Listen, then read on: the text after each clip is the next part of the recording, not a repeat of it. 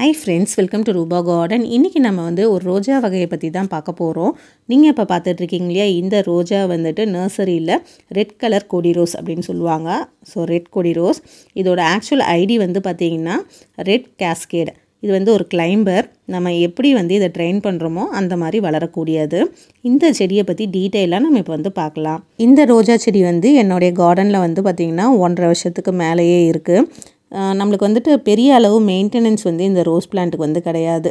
நம்மளுக்கு இட வசதி இருந்ததுன்னா தரையில் வைக்கிறது தான் பெஸ்ட்டு. ஏன்னா இது நிறைய இடம் பிடிக்கும், நல்ல பெருசாகவும் வளரும். அதுக்காக நம்ம தரையில் ஒரு நல்ல இடம், வெயில் படுற மாதிரியான இடத்த சூஸ் பண்ணி வச்சுட்டோன்னா நம்மளுக்கு நல்லா ஆர்ச் மாதிரி வளைச்சி விட்டு வளர்க்குறதுக்கு நல்லாயிருக்கும். நான் இதை டெரஸில் தான் வச்சுருக்கேன். டெரஸில் வைக்க போகிறீங்கன்னா ஃபஸ்ட்டு ஒரு 6 மந்த்துக்கு சின்ன பாட்டில் வச்சுருங்க, 12x12 பாட்டில். அதுக்கப்புறம் இதோடைய க்ரோத் நல்லா விக்ரஸாக இருக்கும், நல்லா பெருசாக வளர்ந்துக்கிட்டே வரும். ஸோ அதனால் நம்ம முடிஞ்ச அளவுக்கு பெரிய பாட்டுக்கு மாற்றிடுங்க. 16 இன்ச் பாட்டு கூட கரெக்டாக இருக்கும். இதுக்கு இதோட க்ரோத் பாருங்கள் எந்த அளவுக்கு இருக்குது அப்படின்னு சொல்லிட்டு.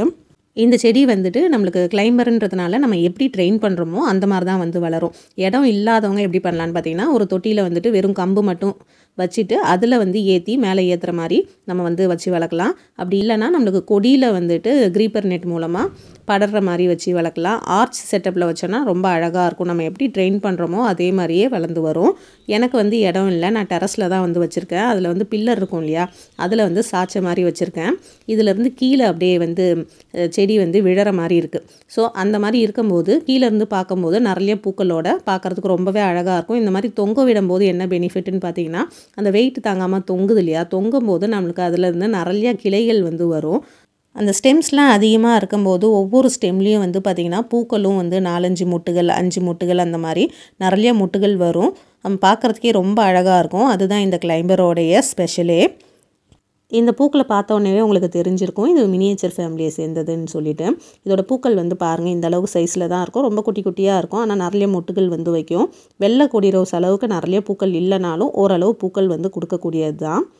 நல்ல டார்க் ரெட் கலரில் இருக்கும். ஸ்மெல் பெருசாக இருக்காது. இதழ்களும் பாருங்கள் இந்த மாதிரி 2 அடுக்கு 3 அடுக்கு அந்த மாதிரி தான் இருக்கும். ரொம்ப பொடியாக பட்டன் ரோஸ் மாதிரியே இருக்கும். இந்த செடியோட இலைகள்லாம் இந்த மாதிரி தாங்க சின்ன சின்னதாக இருக்கும். அதே மாதிரி நிறைய தண்டுகள் வரும். பேசில் ஸ்டெம்ஸுமே நிறையா வரும். இந்த தண்டுகள் வர வர நம்மளுக்கு நிறைய மொட்டுகள் வைக்கும். தண்டுகள் ரொம்ப மொத்தமாக இல்லாமல் இந்த மாதிரி மெலிசாக தான் இருக்கும். இயர்லி ஒன்ஸ் நம்ம கட் பண்ணி விட்டால் போதும். கிரவுண்டில் வச்சாலும் சரி, நம்ம டெரஸ் கார்டனில் வச்சாலும் சரி, 90% வெயில் படுற மாதிரியான இடத்துல வைக்கணும். அதே மாதிரி பெரிய பாட் இதுக்கு தேவை. ஸோ இதை மட்டும் பார்த்தாலே போதுங்க, இந்த பிளான்ட் நல்லா ஹெல்த்தியாக வளர்ந்து வரும். சாயில் மிக்ஸில் மீதி ரோஸ் பிளான்ட்டுக்கு எப்படி கொடுக்குறோமோ அதே மாதிரி தான் 2 பங்கு செம்மண், 1 பங்கு மணல், 1 பங்கு தொழு உரம், இதை மிக்ஸ் பண்ணி இந்த பிளான்ட் வைக்கலாம். மந்த்லி ஒன்ஸ் நம்ம கடலை புண்ணாக்கு கரைசல் கொடுக்கலாம். அப்படி நீங்கள் கெமிக்கல் ஃபெர்டிலைசர் யூஸ் பண்ணுற மாதிரினா நீங்கள் டிஏபியில் ஒரு 10 உருண்டைகள் மேலே யூஸ் பண்ணலாம். பூச்சி தாக்குதல், நோய் தாக்குதல்னு இந்த செடிக்கு பெருசாக எதுவும் வரது கிடையாது. மீதி செடிக்கெலாம் மீனமிலம், வேப்பெண்ணெய் கரைசல் செடிகளுக்கு ஸ்ப்ரே பண்ணும்போது இந்த செடிக்கும் ஸ்ப்ரே பண்ணாலே போதும். அதே மாதிரி இந்த செடியை நம்ம கட்டிங் மூலமாகவும் வளர்க்கலாம். நான் ட்ரை பண்ணியிருக்கேன், எனக்கு சக்ஸஸ் ஆகிருக்கு. உங்களுக்கு இந்த ரோஸ் பிளான்ட் பிடிச்சிருந்ததுன்னா கண்டிப்பாக நர்சரியில் வாங்கி உங்கள் வீட்லேயும் வளர்த்து பாருங்கள். இன்னொரு வீடியோ பதிவு கண்டிப்பாக உங்களுக்கு பயனுள்ள பதிவாக இருந்திருக்கும்னு நினைக்கிறேன். பயனுள்ள பதிவாக இருந்தால் நம்ம சேனலை சப்ஸ்கிரைப் பண்ணி வச்சுக்கோங்க. தேங்க்யூ ஃபார் வாட்சிங்.